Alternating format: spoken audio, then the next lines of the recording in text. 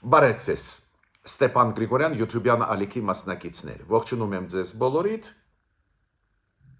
Այսօր հունվարի 11-ն է, մենք շարունակում ենք մեր աշխատանքը, այսօրվա գլխավոր թեման կլինի Իրանի թեման։ Ինչ է կատարվում Իրանում, ինչով այդ ամեն ինչը կարող է ավարտվել։ Իրանը մեր հարևան երկիրն է, մենք ունենք ընդհանուր ցամաքային սահման, ունենք լուրջ համագործակցություն տնտեսական ոլորտում, էներգետիկայի ոլորտում, մեծ առևտուր, պարզ է այդ հարցերը չեն կարող մեզ չհուզել, ինչ է կատարվում ներսում Իրանի։ Պետք է հետևենք եւ մեր կառավարությունը, եւ մենք, որ adekvat արձագանքենք զարգացումներին։ Զարգացումները լուրջ են Իրանում, այսօր ես ձեզ կներկայացնեմ այդ զարգացումների նյուանսները, կարևոր նորությունները։ Ուրեմն դա է լինելու այսօրվա գլխավոր թեման։ Բայց միջև անցնելը այս Իրանի թեմային ես ուզում եմ ասել, որ Գերմանիայի արտգործնախարարությունը հայտարարությունով հանդես եկավ երեկ, որ ողջունում է այն process-ը, որը գնում է առևտրի ոլորտում, առևտրի ոլորտում Ադրբեջան-Հայաստան ուղղությամբ, որ Ադրբեջանից գալիս է բենզին, նավթամթերք Հայաստան, որ պլանավորում է առևտուրը զարգացնել Հայաստան-Ադրբեջան, ու իրանք դա շատ դրական են գնահատում։ Ну, իրոք այդպես է, եթե մենք ուզում ենք խաղաղություն հաստատել, եթե Ադրբեջանը ուզում է խաղաղություն հաստատել, կարևորագույն բաղադրիչներից է այդ խաղաղության հենց համագործակցությունը պետությունների միջև, հենց առևտրի ոլորտում, օրինակ։ Ու Գերմանիայի արտգործնախարարությունը արձագանքեց այդ process-ին։ Էրդողան նախագահ շատ հետաքրքիր է հետևել Թուրքիայի նախագահի ելույթներին, հայտարարություններին։ Ինքը բավական արագ արձագանքում է այն մեծ process-ների բարդ, որոնք գնում են աշխարհում։ Նաև արձագանքեց ինքը առաջի անգամա չէ, երկրորդ, երրորդ անգամ արձագանքեց Վենեսուելայի հետ զարգացումները, Միացյալ Նահանգների քայլերը Վենեսուելայի դեմ, ու այդ կոնտեքստում ինքը երեք ունեցել է երեք օր առաջ ունեցել է ելույթ իր կուսակիցների արչև, իր կուսակցության գլխավոր թիմի արչև։ Ու ինքը ասեց, որ աշխարհում սրվում է պայքարը էներգետիկ ռեսուրսների համար, կոմունիկացիաների վերահսկողության հետ կապված, սրվում է պայքարը հազվագյուտ մետաղների համար։ Տեսակ ոնց ինքը կալեց այն, ինչ կատարվում է Վենեսուելայի դեմ, կատարվեց։ Ու ինքը դա մեկնաբանում է այդպես, որ սրվում է պայքարը ռեսուրսի համար։ Օրինակ Վենեսուելայի դեպքում պարզ է ակնարկ է անում, որ նավթի խնդիր է։ Այո, Վենեսուելայի դեպքում ես պնդում եմ, Միացյալ Նահանգների համար կարևորագույն բաղադրիչը նա էր, որ Վենեսուելայից թմրանյութերը մտնում էին Միացյալ Նահանգներ, դա վտանգ է Միացյալ Նահանգների համար, բայց Էրդողանը նայում է այլ կոնտեքստով։ Ինքը ասում է նայեք, նավթի համար էր դա կամ նավթը գլխավոր գործոնն էր, որ Վենեսուելայի դեմ այդ քայլերը ամերիկացի կարեցին։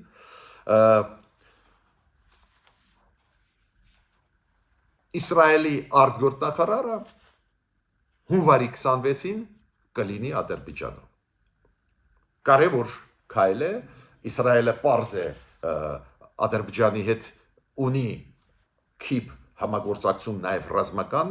ոլորտում, բայց դուք գիտեք, մի քանի քայլերով, մի քանի հայտարարություններով վերջի ժամանակները Ադրբեջանը ցույց տվեց իր անհամաձայնությունը Իսրայելի հետ։ Դա օրինակ կապված էր Գազայում այդ ստաբիլիզացիոն խաղաղապահ ուժեր տեղադրելու։ Ադրբեջանը մերժեց առաջարկը Իսրայելի եւ Միացյալ Նահանգների այնտեղ ուղարկել խաղաղապահներ Ադրբեջանին։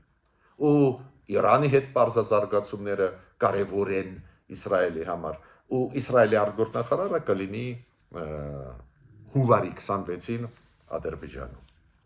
Պետք է հետևենք, ինչի մասին են խոսալու, ինչ գլխավոր հարցեր կշոշափեն։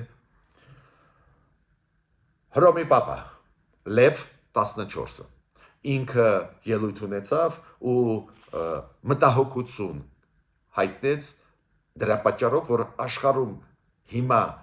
հակված են լուծել հարցերը ուժով։ Ինքը ասում է, պատերազմը նորից դարձավ մոդայիկ։ Ուժով լուծել հարցերը դարձան մոդայիկ։ Պարզ է, ինքը ակնարկ է անում եւ այն պատերազմի, որը Ռուսաստանը վարում է Ուկրաինայի դեմ, եւ այն քայլերի, որոնք անում է Դոնալդ Տրամպը, օրինակ Վենեսուելայի դեմ, բայց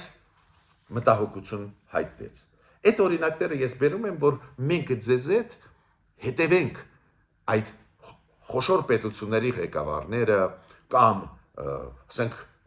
Հռոմի Պապը հզոր դեմքերը աշխարհի ազդեցիկ դեմքերը ինչ են ասում այդ զարգացումների մասին, շատ դա կարևոր է նաև, որ մենք եւ իմանանք եւ վերլուծենք ու հասկանանք ուր է այդ ամեն ինչը գնում։ Չինաստանը Վենեսուելայի կոնտեքստում դա եղել է 4-5 օր առաջ արեց լրջագույն հայտարարություն։ Արտգործնախարարությունը քննադատելով Միացյալ Նահանգների քայլերը Մադուրոյի դեմ ու գլխավորը ինչ ասում է Չինաստանը, ասում է, որ դա խախտում է ՄԱԿ-ի կանոնադրությունը, ՄԱԿ-ի խաղի կանոնները, որ բանակցությունների միջոցով պետք է լուծվեն հարցերը, այլ ոչ թե ուժային քայլերով, բայց ես պետք է ասեմ, որ Մադուրոյի դեպքում այնուամենայնիվ համարում են, որ ճիշտ էր արվել, որ ձերբակալվեց, իր հետ ոչ մի բան չէր ստացվում անել, ձերբակալվեց, հիմա կդատվի ինքը Նյու Յորքի դատարանով, իմ կարծիքով դա ճիշտ քայլ էր, մինչդեռ պարզ է միջազգային նորմերի հետ կապված նյուանսներ կան, խնդիրներ կան, բայց Մադուրոյի տիպի բռնապետերին պետք է պատժել, պետք է մեկուսացնել իրենց երկրներից, որ այդ երկրները շանս ունենան զարգանալու։ Բայց Չինաստանը նաև արեց կարևորագույն հայտարարություն կապված Իրանի հետ։ Ու հիմա մենք անցնում ենք այսօրվա գլխավոր թեմային Իրանում ընթացող process-ների մասին, ու անպայման ես Չինաստանի հայտարարությունը երեկվա Իրանում ընթացող process-ների մասին անպայման կանդրադառնամ։ Կարևորագույն հայտարարություն էր, Չինաստանը պատրաստ է նույնիսկ ռազմական աջակցություն տալ Իրանին։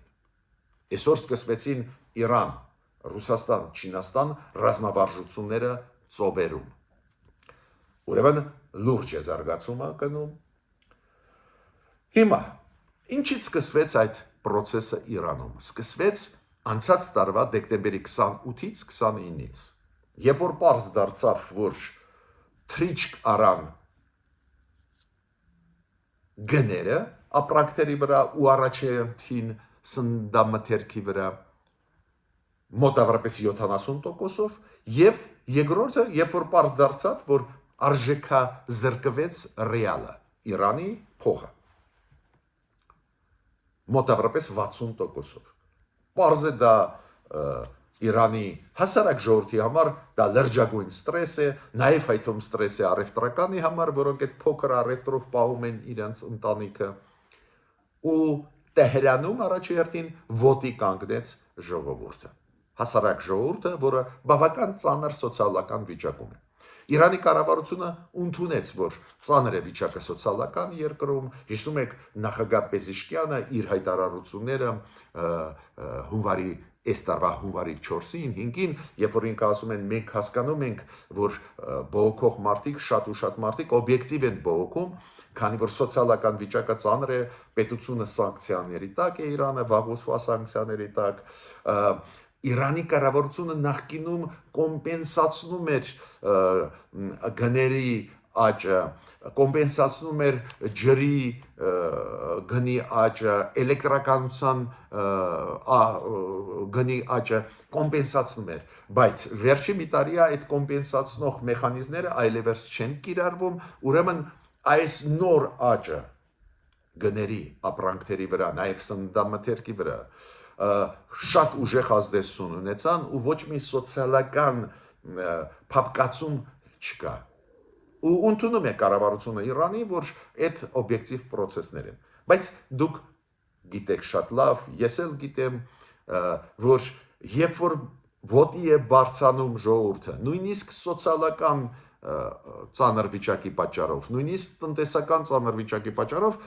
չեն կարող առաջ չգալ ինչ որ ժամանակ հետո քաղաքական պահանջներ։ Ու այդպես էլ եղավ հիմա Իրանում այս 10-12 օրա բողոքների տեղափոխվեցին տնտեսական սոցիալական պահանջներից դեպի քաղաքական պահանջ, հիմա պահանջում են իրանք, որ հրաժարական տա իրանց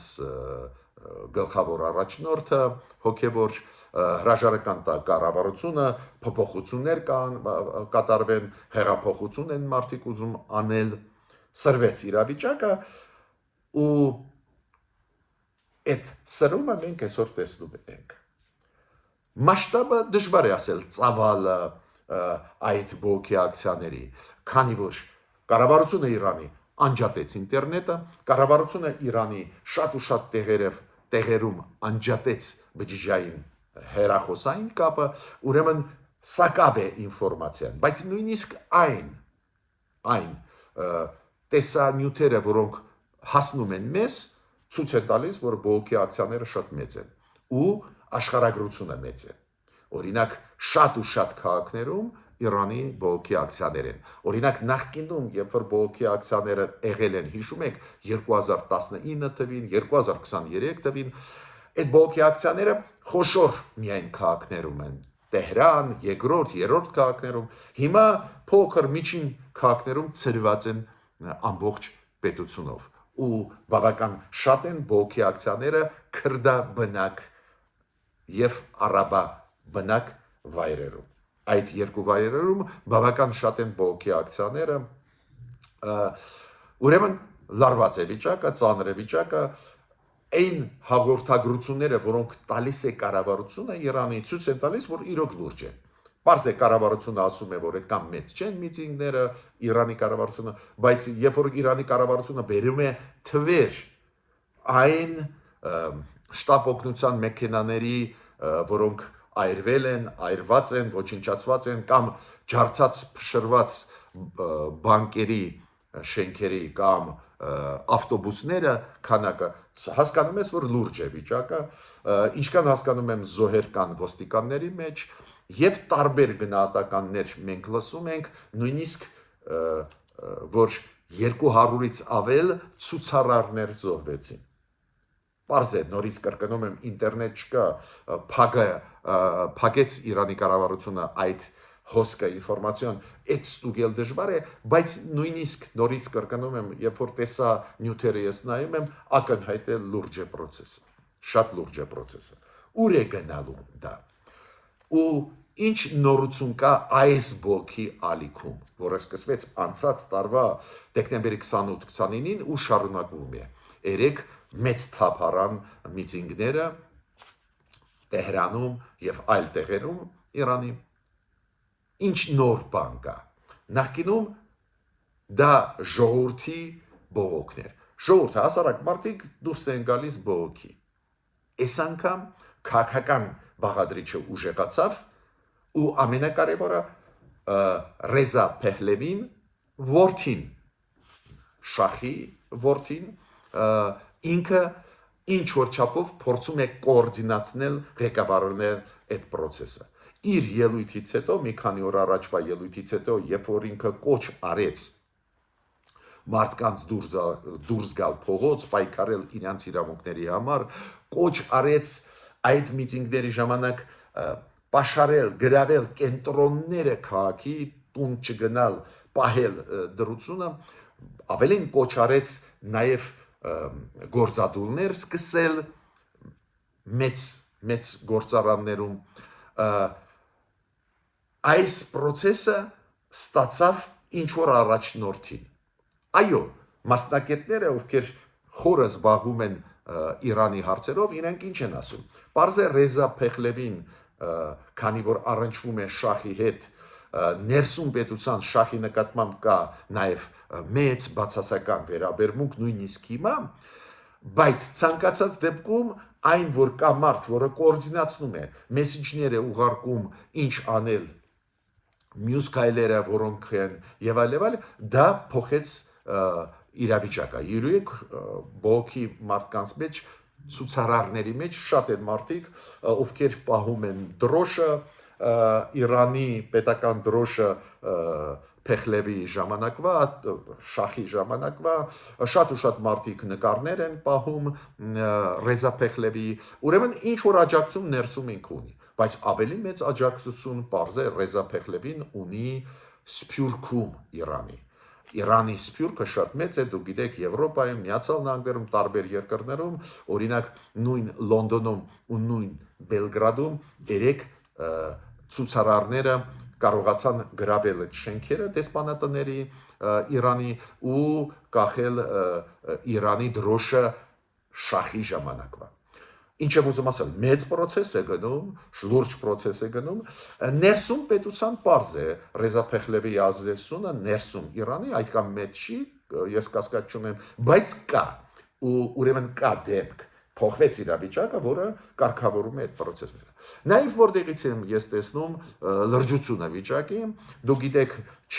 չեղարկվել է չվերթը թրիչքները չեղարկվել են Երևան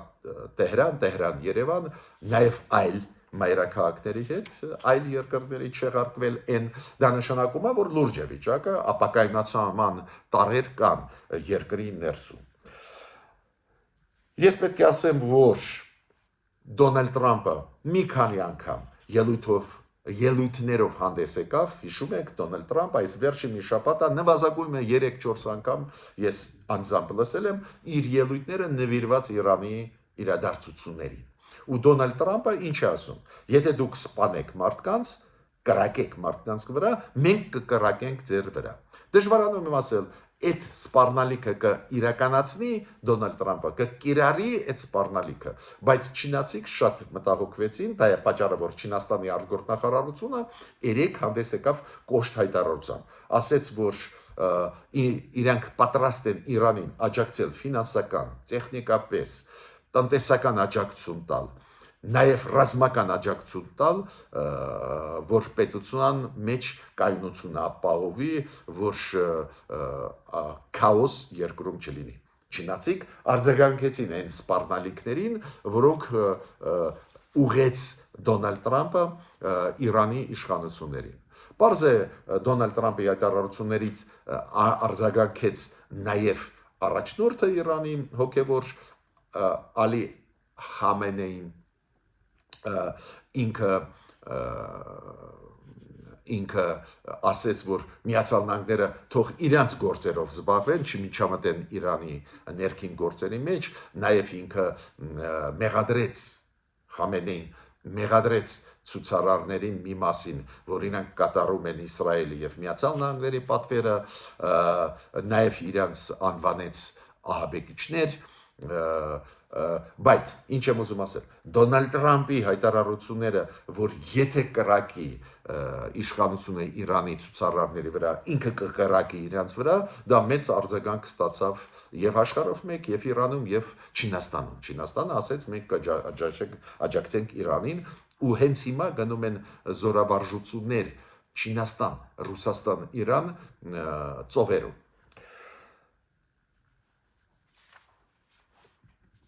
Ուրեմն, լարված է վիճակը, դատախազը Իրանի խիստ հայտարարություն արեց, ասեց, որ այդ ահաբեկչական խմբեր են, մենք բոլորին կձերբակալենք, մեր օրենքների համաձայն նույնիսկ մի մասը մահապատժի կենթարկվի, բավական կոշտ հայտարարություն արեց եւ թեժանում է իրավիճակը։ Եթե սկզբում բողոքների նախագահան Իրանի այլ պաշտոնյաներ ասում էին, որ իրոք սոցիալական վիճակը ծանր է, մենք մարդկանց հասկանում ենք, փորձենք լուծել հարցերը, հիմա երբ որ ծավալը բողոքների մեծանում է, երբ որ նաև սպանվեցին ոստիկաններ, դժվար է ասել ով առաջինը ուժ կիրառեց, ով առաջինը սկսեց կրակել, բայց ցանկացած դեպքում նաև կան սպանվածներ ոստիկանների մեջ ու բավական մեծ է թիվը, մենք տեսնում ենք, որ բռնությունը սկսեց կիրառվել, ապակայունացում